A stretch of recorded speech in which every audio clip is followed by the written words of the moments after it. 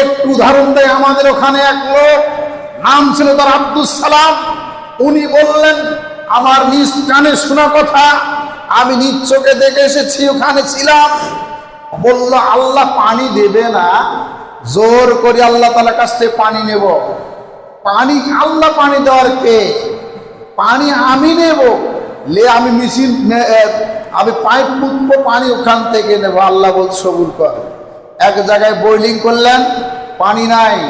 2 জায়গায় বোরিং করলেন, পানি নাই। 3 জায়গায় বোরিং করলেন, পানি নাই।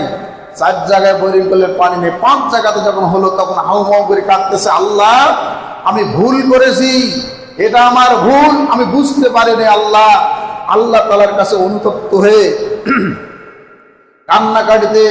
কান্না দিয়ে চোখের অশ্রুতে বুক ভাসিয়ে দিলেন। বললেন, আল্লাহ আমি ভুল করেছি, আল্লাহ আপনি আমাকে মাফ করেন। 5 জায়গায় যখন বোরিং হলো, মহান আল্লাহ তাআলা পানি দিলেন। বলেন সুবহানাল্লাহ।